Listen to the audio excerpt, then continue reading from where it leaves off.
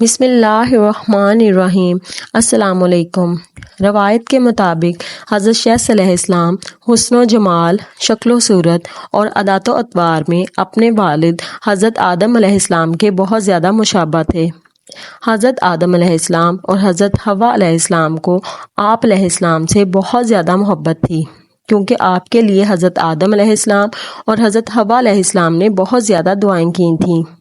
اسی لیے اماں حوا علیہ السلام نے آپ کا نام شیخ رکھا، جس کے عربی میں معنی عطیہ خداوندی کے ہیں، یعنی اللہ تعالیٰ کی جانب سے عطا کیا گیا خوبصورت اور خوبصورت تحفہ۔ پیارے دوستو، آج کی ویڈیو میں آپ کو حضرت شیخ علیہ السلام کا مکمل قصہ اور آپ علیہ السلام کی زندگی کے حالات و واقعات تفصیلاً سنائے جا رہے ہیں۔ حابیل کے قتل ہونے پر حضرت آدم علیہ السلام کو بہت زیادہ صدمہ پہنچا۔ اللہ تعالیٰ نے حابیل کا صدمہ دور کرنے کے لیے حضرت آدم علیہ السلام کو بطور نعم البدل ایک نیک بیٹا عطا فرمایا، جس کا نام حضرت آدم علیہ السلام نے شیخ یعنی اللہ کا عطا کردہ تحفہ رکھا۔ محمد بن اسحاق رحمۃ اللہ علیہ بیان فرماتے ہیں کہ حضرت آدم علیہ السلام کی وفات کا وقت قریب آیا تو انہوں نے اپنے فرمانبردار بیٹے حضرت شیخ علیہ السلام کو حق، دعوت و تبلیغ کی وصیت فرمائی اور انہیں دن رات میں کی جانے والی عبادات کی تعلیم دی۔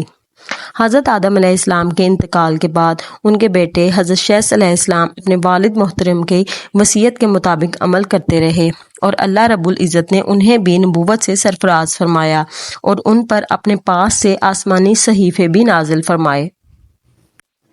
رسول اکرم صلی اللہ علیہ وآلہ وسلم نے فرمایا، اللہ تعالیٰ نے اپنے انبیاء علیہ السلام پر 100 صحیفے اور 4 آسمانی کتابیں نازل فرمائیں، جن میں سے 50 صحیفے حضرت شیخ علیہ السلام پر نازل فرمائے۔ حضرت شیخ علیہ السلام اپنے والد محترم کی وصیت کے مطابق تبلیغ دین کے فریضہ کو احسن طریقہ سے سر انجام دیتے رہے۔ جب ان کی موت کا وقت قریب آیا تو انہوں نے اپنے بیٹے انوش کے حق میں وصیت فرمائی۔ انوش نے اپنے انتقال سے پہلے دعوت و تبلیغ کی یہ ذمہ داری اپنے بیٹے کنان کو سونپ دی۔ پھر کنان نے اپنی وفات کے قریب اپنے بیٹے مہاییل کو دعوت و تبلیغ کا منصب سونپا۔ مہاییل پہلے وہ آدمی ہیں جنہوں نے شہر بسائے، مضبوط قلعے تیار کیے اور شیطان کے لشکروں کو پہاڑوں اور گھاٹیوں میں منتشر کر دیا۔ ان کی حکومت 40 سال تک قائم رہی۔